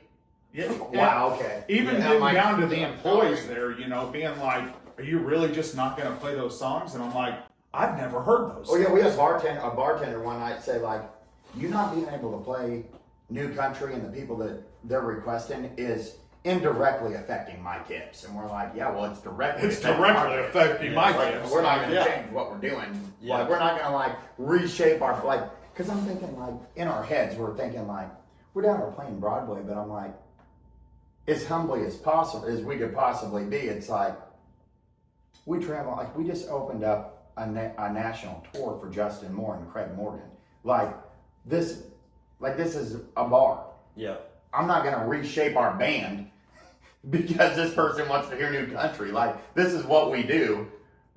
We have And the following management for down what we're there is doing. the management's like, don't even play, cover songs. Sit there all night and play your originals. Oh yeah, the management. If the following the bar had or the audience the bar was attracting would have reflected the management, it would have been right. the perfect gig. Yeah. Because John, who is the booking director there, the entertainment director there, he is the coolest dude in the world. And man, he got the vision. He did. He's like, man, He'd be We like, gotta run bring them off. good country music here. Like, Yeah, he'd be like, I mean, if we're you Nashville. He's like, if they want to hear it, we get people play Creed, and he'd be like, tell them to just waltz across the street to Kid Rock's place and go listen to it. We don't want them here. It sounds like Eric Church. It sounds like Eric Church hired people that would be like, yeah, this is. It seems like something he would do. It seems like his Mar would be like that, do your own type deal thing. Oh yeah, they're all about originals, which a lot of the bars downtown will let you play originals. They won't. And they were like, man, if you want to set up for 3 hours and play originals and you run everybody off, go for it. Like, Yeah. we're here for writers. We support songwriters here in Nashville. We do, they were great. It was solely like we were not great. Like, it wasn't, the bar wasn't bad. The audience wasn't bad at the bar. We were bad for the audience because they're going that's where they know they can hear what they love. And we weren't giving them what they loved. No, we give Eric Church requests all night long, and we're like, man, we don't play Eric Church. And his Mar, like, I don't Yeah, it's like, I mean, I told them when I started this gig, I don't know any Eric Church songs, Mm-hmm. And then Eric has some great songs, but I don't know them, I don't sing them.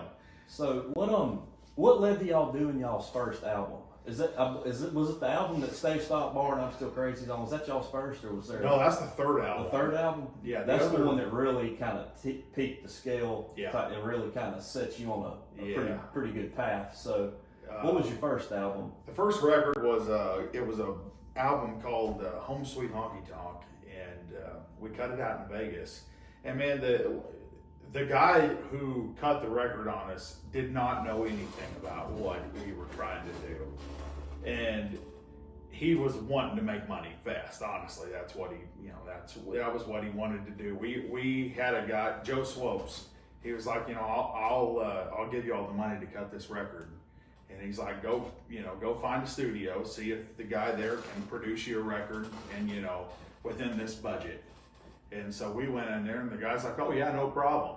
And oh yeah, I'm we told, basically we're like, Whitey Morgan in the 78's, like that's the sound that we're going for. Which, with what our budget was, he probably thought we were as dumb as we thought he was. Yeah. After, he probably thought they don't know any better. I'll cut him a quick record. Yeah. Because what the budget we had wasn't enough to make an album. No. I mean, or anywhere near it. We went in with $3,000 and we're like, we want a mixed and mastered album. Yeah. It just wasn't gonna happen. No, money you can't trying to do all that. No. And so we were real disappointed in that first record. So the second record, I said, we'll just buy the equipment, cut it at the house. And the songs on the second record weren't near as good as the songs on the first record. Yeah. It did sound better. And then while we were at the Ameripolitan Awards, a guy named Kevin Skurla was sitting out in the audience, and he actually met Kelly Bishop, our bass player, and they chit-chatted. And we were down in Texas, and he wrote us, and he's like, hey, do y'all need a steel player tonight? We were working a club called Goodnight Charlie's in Houston. And we were like, once again, I'm like, I ain't never heard this guy play steel. And we were kind of just like, ha ha ha, no, man, we're good.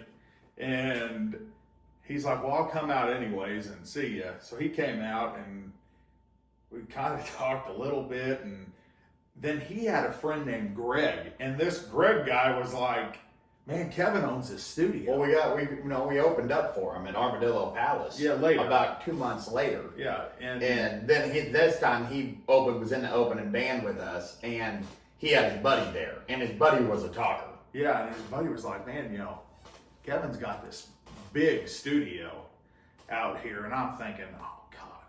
Like after the first record, it's like, I don't want anything else to do with anybody else, trying to cut us. And I was like, well, you got anything? He's cut, and he played me something, and I was like, my God, this sounds like, the sound that I wanted. Yeah. And so a month or two later, we wrote, and we were like, Greg said that you might want to cut some songs, and honestly, I think he was just wanting to cut a couple songs, but we got down and we're like, we're cutting a record with you. Yeah. And so we ended up spending, we slept there at the studio. We worked all through the night, all through the day. Yeah, we worked 16 to 18 hours a day. Yeah, on this album. Go to sleep at 6 in the morning and get back up at noon or whatever, and go back and start. And we went there 5, 6, 7 times trips, like where we would stay a week to 2 weeks at a time, and it got to the point where we would just piddle around and just doing cut all sorts of stuff that never got made the record, like, oh, we cut one song 3 times, like, we've what got, we did like this. 30, 40 songs cut there. Then just, 12 of them got released. So this was the Stay Stop Bar? Yeah. And I'm Still Crazy? Okay, Yeah. okay. And, so Kevin really got that. And that's what, it took a long time. It took, that was released in 2020.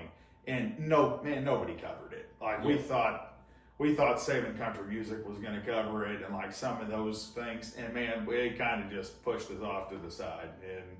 And then due to TikTok, like, we posted a video while we were out on that Justin Moore tour, and I'm Still Crazy took off. That's where I saw it the first time. Yeah.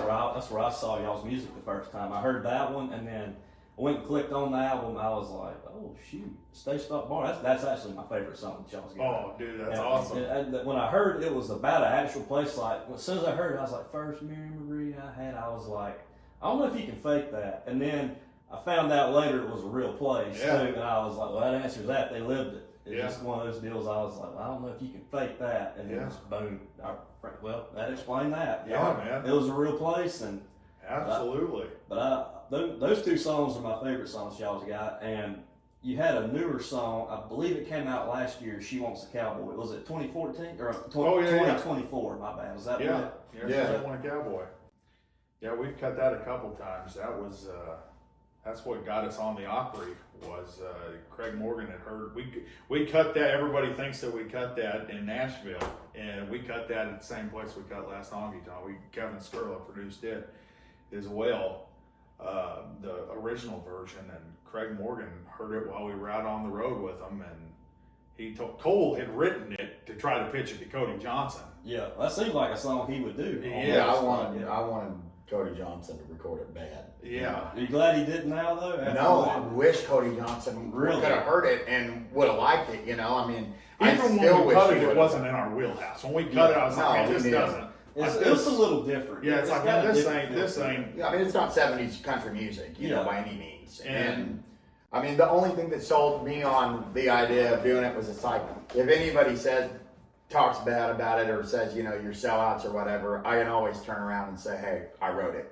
Yeah. I was recording what I wrote. You don't have to write, everything's not identically the same, you know? And I'm like, and that's my thing on anything. It's like, hey man, if I write it, that's what I was feeling when I wrote it, And it's like, I'm allowed to be creative. Yeah. And right, that's how they do it in Dixie by Hank Jr. and Old Habits by Hank Jr. ain't the same songs. No, and feel. Blues Man ain't the same as All My Rowdy Friends Are Coming Over. Exactly. I mean, it's about keeping it fresh too. I mean, I do with my videos, it's like, I don't want to make the same one every time. Occasionally I want to do something different, and it keeps it fresh, and you get some more ideas coming. Just kind of keeps the ball rolling. So what was playing the Opry like the first time? Oh my God! I just like there's so much history there. Yeah, that's been the best gig I've ever done. Still, I can tell you that, bar none. That was the best I ever felt on a gig. That our dad, when he was growing up, they used to listen to the Grand Ole Opry on just an old battery powered radio there in Delight, Arkansas, and our grandpa used to tell him, one day I'm going to see you at the Opry. And our dad got to play the Louisiana Hayride, but he never got to play at the Opry. And that was his just absolute dream. So it's kind of a come full circle moment. Exactly, yeah. Type deal. I kind of felt like when we got out there that we were getting to fulfill our dad's dream of doing that. And yeah, it really was the whole night. I don't really remember the performance of it because I was so high on just the night itself that it's kind of a blur type deal. Yeah. And I mean, you're out there for 4 minutes on stage, but other than being on the stage, it's the experience of being at the Opry. And we went back there. Cole's like, "Oh my God, you got to come back here and see this." And there's a whole room that's just all Marty Stewart rhinestone. The wagon master room. Yeah. And it's like the Porter room. Marty Stewart's got, the stuff and everything's like, Swarovski rhinestones on stuff. It's really cool. Yeah. But Yeah, and it's just the Opry was like if I when I left the Opry, I'm like, you know, the music didn't keep going where we could make a living at it, and there was ever a time I had to quit. It's like could always have that feather in my cap that I'm like, man, we got to perform on the Grand Ole Opry, and that was my I wouldn't even go to the Grand Ole Opry until I played it. And that was my thing when I moved to town. I got an invite several times to go to the Opry and do the whole backstage, you know, from people that were playing it, you know, Greg Moorman was playing it, and I'm like, I had a buddy like, let's go see Craig, and I'm like, man, I just can't do it. Just a rule you made? It's like, man, that was my one promise I made myself when I moved to town was, if I ever do go to the Grand Ole Opry, the first time I'll be going through the back door. If not, I'll never go see it. You know, I'm like, because I want it to be, and it's the first time I go, I want everything to be brand new and be like, whoa, I've never been. This is the place I've watched on TV, you know, and seen pictures of it. Now I'm in it and I'm playing it. And since then, you know, I went to the Opry and got to see Summer Dean was playing, and Kevin Skurla, who produced that record and our last Honky Tonk record, he was playing steel for us. So I got to go watch him not a month or two later. It was their first time playing. It was fun to go see that and be like, you know, I knew what they were feeling, you know. Like, oh, I know how you feel right now. Yeah. Because this is like the coolest gig in the world. Was it what you thought it would be? Oh yeah. Really? Everything. Yeah. Really? Yeah, I'm like, man, it was just like, it's a Grand Ole. The only way it could have been any cooler would have been if the Grand Ole Opry was at the Ryman that night, you know. If that would have been, that's my only other goal musically for venue-wise. You know, playing Green Hall in Texas would be fun, and playing Red Rock would be fun. But historically, for the value of everything, for me, the Ryman would be, we got to play Kane's Ballroom in Tulsa. That was one of those venues for me, you know, where I'm like, man, I would love to play Kane's Ballroom. And we got to do that because some good friends of ours are in a band called The Great Divide, and they were headlining there one night. They're a Red Dirt band. And it was a sold out Canes. Yeah, it was sold out, and it was it's even better. Man. And we got to do a 45 to 50 minute show at Kane's Ballroom before The Great Divide came on, and it was like, and it was close to that Opry feeling. The Canes thing was, but man, it's cool, but it don't have the name and like yeah, the Opry's a special thing, and the Ryman, getting to do it, I would love to play an Opry at the Ryman, you know, or just get to be on a show at the Ryman would be cool. You know, he's been on a show at the Ryman before. Oh, really? Yeah. Really? So yeah, when I was 18. Oh, dang. Yeah. So what is that like? Because I was told something about the place. I can't remember. There's something else that's got like part of it. There's a distinction about it. It's like a physical thing. There's something like, I cannot remember what it is that's going to kill me. Crap. I don't know. You know what I'm talking about though? There's something that's like, I'm trying to think. I can't remember. It's going to kill me. Man, it was an experience as well. It's very much, it's crazy to me, like being out in front at the Ryman is a very much different experience than being backstage at the Ryman. And I'm sure it's the same thing at the Opry, because I just did the tour at the Ryman for the first time about a year ago with a friend of mine, Johnny Isaacs, and I was like, whoa, I've been in this place and I didn't know any of this. Yeah. But you know, they don't show you any of the backstage on that tour, and so it was very different for me. Like when you get right off the stage there, they have like the mini Pearl Roy Acuff room, dressing room, and like it's a big, you know, it's a big thing, but it still wasn't, you know, there's a magic in that Opry. Yeah.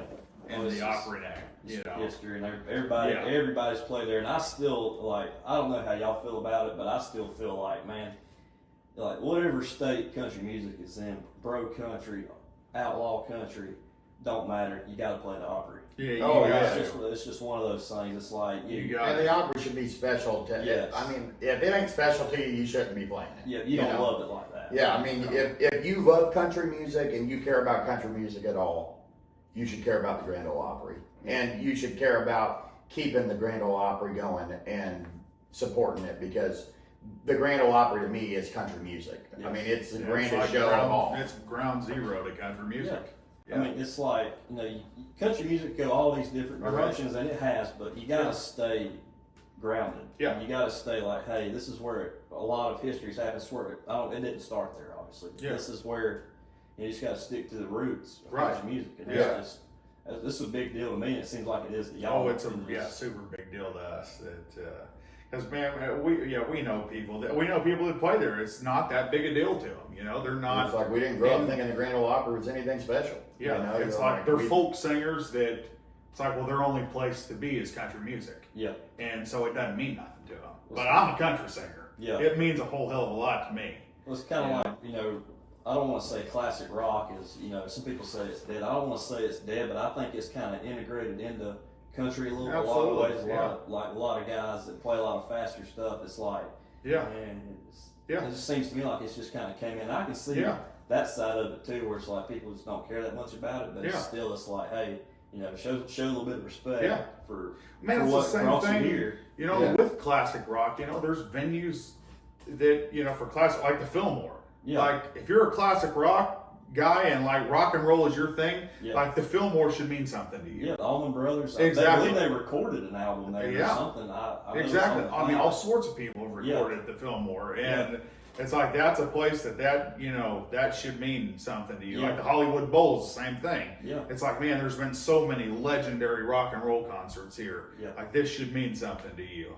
Yes. And the Opry's that way for me with country. So, what do y'all do outside of music? What else? Hobbies? What all do y'all do outside of country music? When you're not on the road, you're not playing. What are y'all doing? I've been rebuilding a '68 Mustang here recently. That I just picked up an old Mustang, and I actually did it because I've always loved old cars, but you get down here and like all that you do is music. Yeah. Like, before this, my only hobby was that I went and I looked for guitars, and like, you know, we have a ton of guitars and we're always on the hunt for those, and I was like, I got to get something to get my mind off of music. Yeah, you gotta have a disconnect. You really do. I mean, it's like with me. I mean, this consumes me. I've got to have something. Like, even though it's 24/7, still, you know, like, man, I gotta go catch a fish, or exactly. I gotta go hunt. I gotta do something. I gotta do something different. What about you, Cole?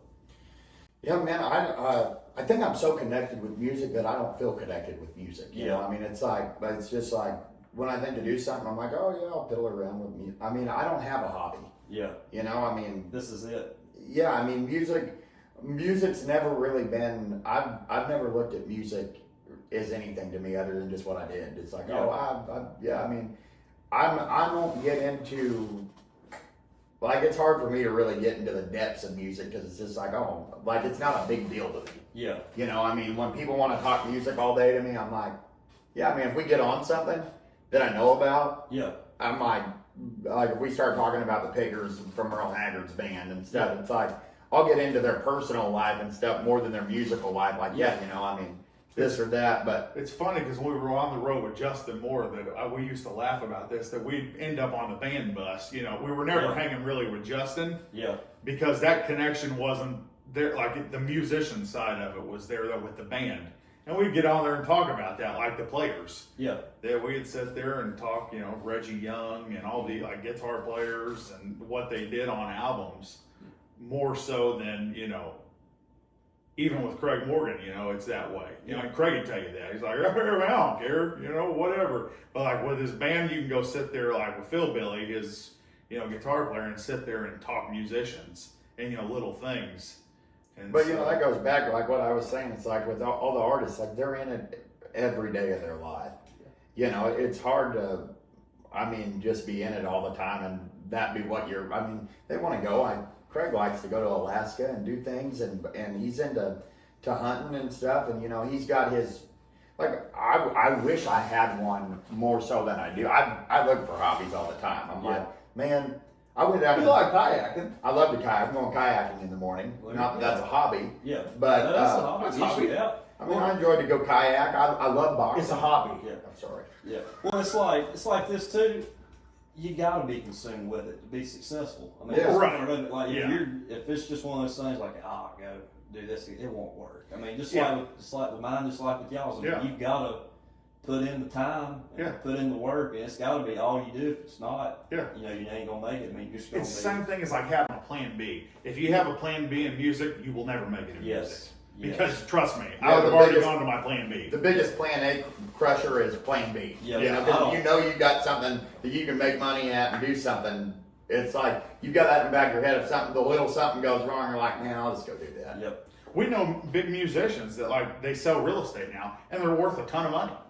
And when they got into selling real estate and making a ton of money, they're not hustling. They're not trying. Calls. If you want to pay me, it's, you know, $30,000 for me to come do this, I'll go do that. Sure. Yeah. But you know, there's no longer any more like the drive. Yes. The drive's gone. The love of the music isn't gone, but the drive's gone. I mean, when I told I had a couple of talks. Me and my dad went back and forth, and they were best friends. We talked. He was like, "So what's your plan B?" I was like, "I don't have one. This is it. This is all I got. Like, I don't want to go do nothing else. Right. Like, I don't want to go sweat outside no more. Yeah. Go do that. This is it. You know, I want to come talk to y'all and make videos and stuff like that. That's what I love. That's what I want to do. And Definitely. I mean, I haven't looked back since I started, and it just like sometimes it feels like ain't nothing happened in a while, but then you look back on it later and you see a bunch of stuff that's happened. It's like, oh yeah, it's like it's not. It might have felt long at the time, but it wasn't. You know, it's happened in no time. Time flies. I mean, sure, really. Well, right now we're sitting here, and I feel like there's been times we've been in Nashville. I feel like, man, we are having to go out and meet people and do stuff all the time. When you look back. And then like right now I'm sitting here and I'm like, man, it's been a minute since we went out and like in the thick of the circles and like had to go, you know, schmooze around and really go and talk and like we got gigs right now, but like events in Nashville where it's like, hey, you guys need to be at this event because these people are here. Like just the networking side of it. And or like, you know, hey, you got to go to Winona Judd's birthday party and it's like, man. And that's kind of the hustle of it. And like right now, I feel like, man, we ain't really been we just been kicking around, you know, and we go play our shows. But a month from now, man, something that could all be different. It's like it's so spontaneous and unexpected when just like this. I mean, I had my trip booked. I was like, I just started texting people, and y'all was like, well, hey, let's do it this week. I was like, all right, I'll be there. Yeah, it's crazy. It's worked out perfect. It's crazy how quick stuff can happen. Absolutely. I get it. I mean, I've had stuff I've had stuff planned out months in advance, and I've had stuff that happened like boom. Yeah. Like my first interview with Gavin Adcock, it was one of those deals that was like I talked to him, like we traded maybe 5 texts, and he's like, all right, here's my manager's number type deal. Yeah. And it was like will it happen? Like I was going to the show anyway. I was like, will it happen? Well, it just kept like it was 2 weeks, but it was like, will it happen? I think it was longer than that, but it's like it just kind of building. Like I didn't know it was going to happen until I got there. Yeah. Honestly, like I knew it was going to happen, but it was like, you know, will it actually happen? Yeah. And then his manager called me, came and got me, brought me back, and it was like, oh, it's happening. Yeah. Like, holy cow. Yeah. It's about to change my life forever. Yeah. It's just. Dude, that's what I mean. Gigs like there's people like Braxton Keith. You know, we've like sent a message to, just cold shot a message to him. You know, hey man, we'd love to open something for you. You know, then you get a message back from him like, oh man, absolutely. You know, we'll get something together. You know, let's get something together. And it hasn't happened yet. But like you said, dude, with stuff like that, you can't get discouraged or whatever because it's like they also are trying to do stuff with people too. Yeah. And the timing could be 6 months from now. You know, they know you though. Well, and when you think, well, man, they're open to it because they're like, yeah, man, we did what you do. You know, let's get together and figure something out. And it's like, neither one of us are hounders. Like, oh, I will not hound you, dude. I'll send you one message. Yeah. I'm not going to send you 10 times like, hey man, I know you mentioned that we might do something together. It's like, hey man, you know, I mean, you got the message. You probably went and listened to us when you read it. If you wrote us back saying you're down to do something. Yeah. If it's in your head now. If you want to do something, you'll do it. If not, man, if this next guy gets it, good for them. You know, if you go out on tour, or hey, maybe we're not going to sell enough tickets on that tour for you, and it's more lucrative for you to get somebody else on it. When the timing's right, it'll happen if it's supposed to happen. Yeah. That's exactly right. And also, we've got a manager now that he'll hound them for us. Yeah, he's a hounder. There you He's go. a hound. You let him do the Scott's bulldog. your hound. You let him do the bulldog. And Yeah. all He that. does. There's times I will give him there's credit times to I you. won't give Scott somebody's number because I'm like, I He's don't gonna wear want it. him to hound this guy. He's going to wear this guy. whatever. Because I know Scott's got their number, and he tells, like, if Scott had your phone number and you said you were going to do something with us, he's going to call you until you say, hey man, I'm not doing something with him. So you set a date and like every. Or tell you, like, it's gonna- I'm not going to do It's it. either happening or Yeah. you don't let me know. Like, you now, can't so I just deal. loosely tell Scott, I want to do something with these guys because I love what they're doing. He's like, he takes that at your word. Like, okay, Yeah. well, now you gave me your word, you're going to do something.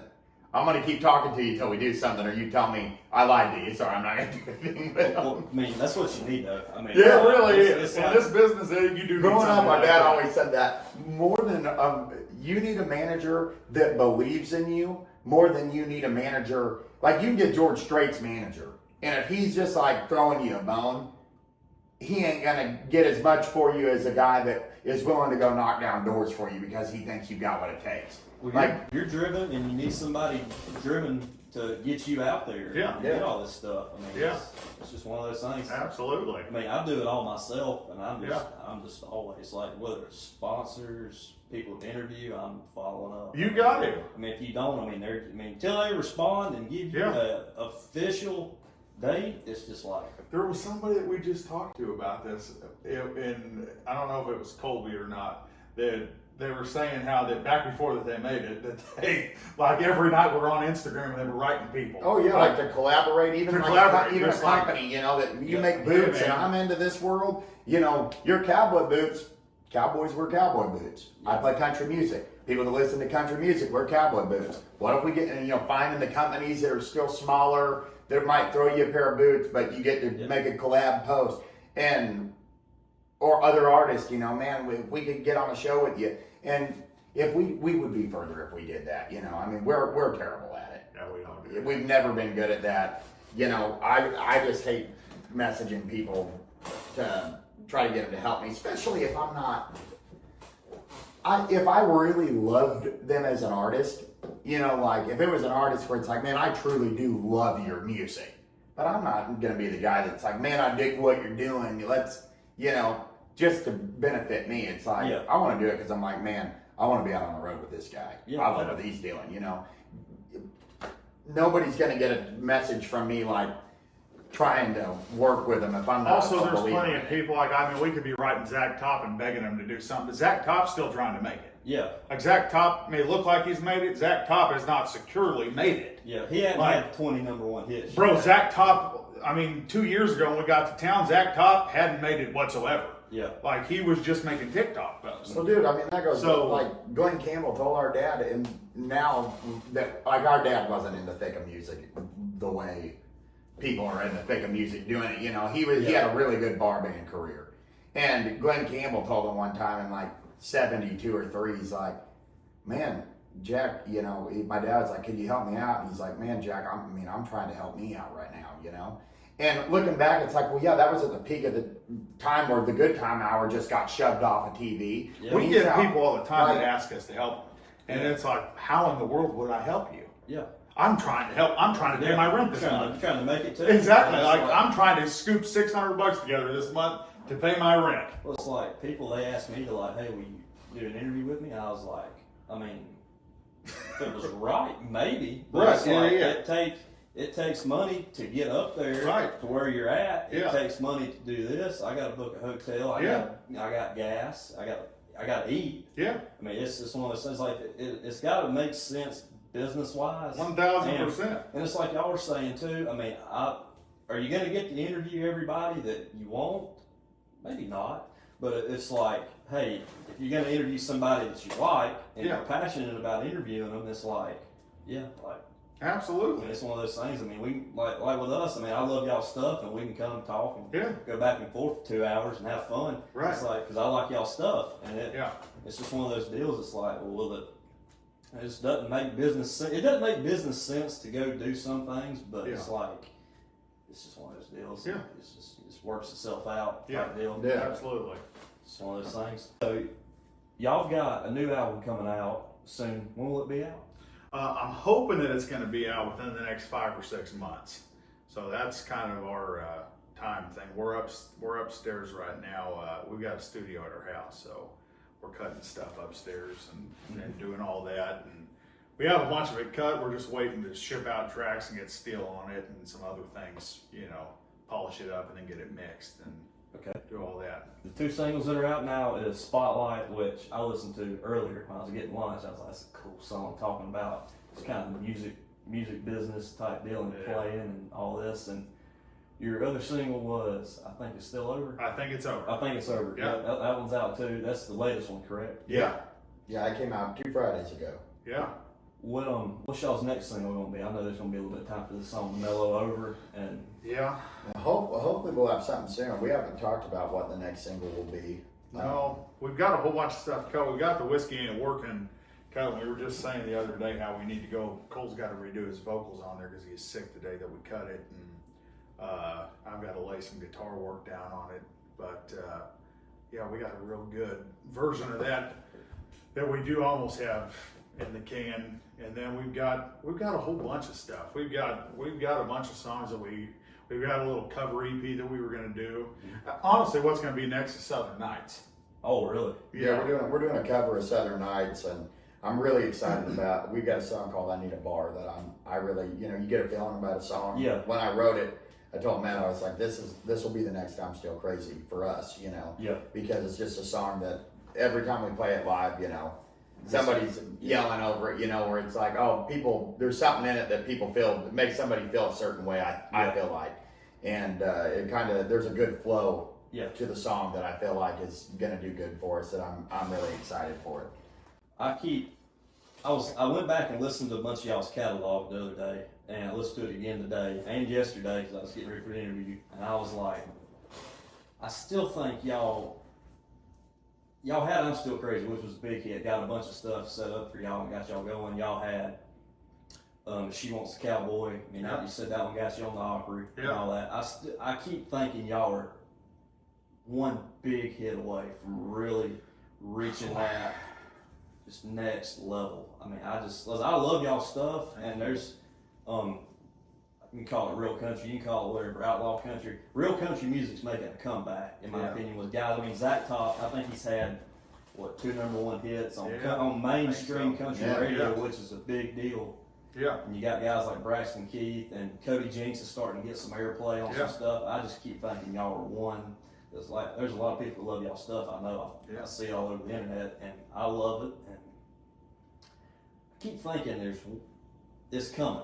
I just keep picking it out. I think it's coming. We hope so, man. We're trying.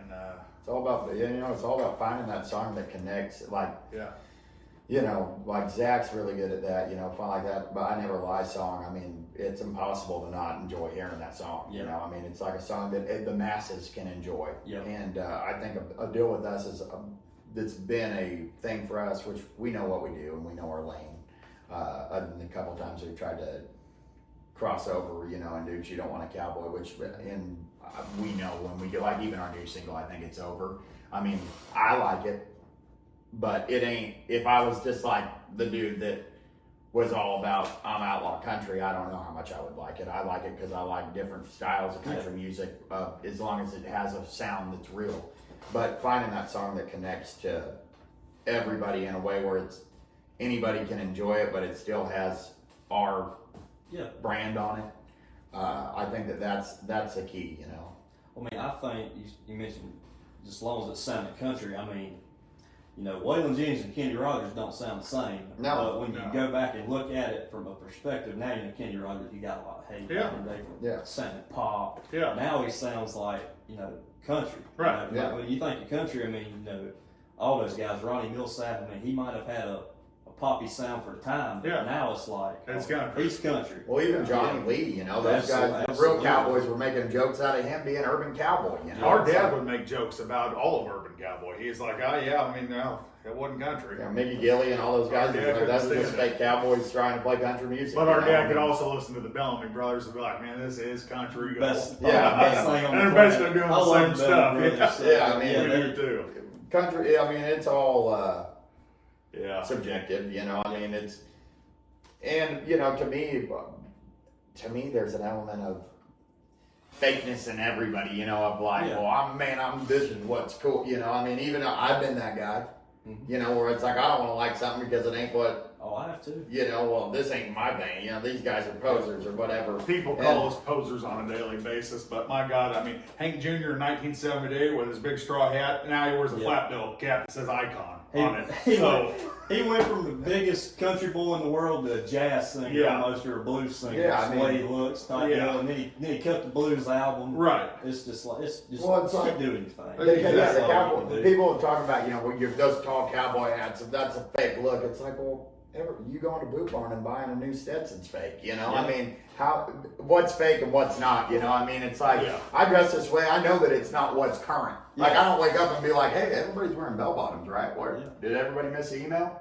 I wear them because I'm like, man, I grew up looking at them scrapbooks of our dad playing music back in the 70s, and I'm like, man, those dudes look cool. Yeah. I'm like, that's like a whole they look cool. I made a video one day, like Beyonce had just won a country music award, and I was like, you have got to be kidding me. And I was like, I was sitting there, I was like, you're an idiot. Like, there ain't no, how can you call that country? Yeah. And I made a thing, I put it on the video, I was like, just because I wear a cowboy hat, that don't mean I'm a cowboy. That just means I'm an idiot with a cowboy hat on. That's what I said in the video. I mean, it's just like, hey, the only if you want to call them reading, whatever, cowboys out in Montana, on the ranches, and they're, real cowboys. They can wear a hat all they want and all that, but it don't matter. Yeah. You're going if you're successful and doing your own thing, you're going to get hate. I mean, dude, that's just all there is to it. I mean, we've got when we had somebody that when she don't want a cowboy camp, these guys ain't cowboys. And I'm like, well, no, we're not cowboys, but cowboy singers. Show me a picture of Waylon riding a bull. Yeah, well, he said on that documentary, he was like, when he went and rode with that ranch, he went and did like a documentary film for like a week or something.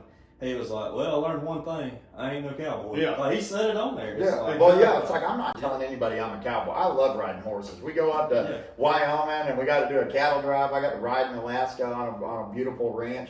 And I love it. I know I'm not a cowboy. Yeah. Hell yeah, I want to be a cowboy. I mean, there's something romantic about the cowboy lifestyle. When I don't want to wake up at 5 a.m. every day and run cattle and fix fences. It's like Barry Barker said cool about it. He's like, if you want to see a cowboy, look at Willie Nelson. Willie Nelson's a cowboy. He's like, he ain't out there in cowboy boots, but the way he thinks, that's a cowboy. Free spirit. He's like, Willie Nelson, man, he's free. He could ride up on a mountain range and look over it, and truly in his mind, he's thinking, man, back in 18 whatever, these guys were doing like he's got a cowboy mindset.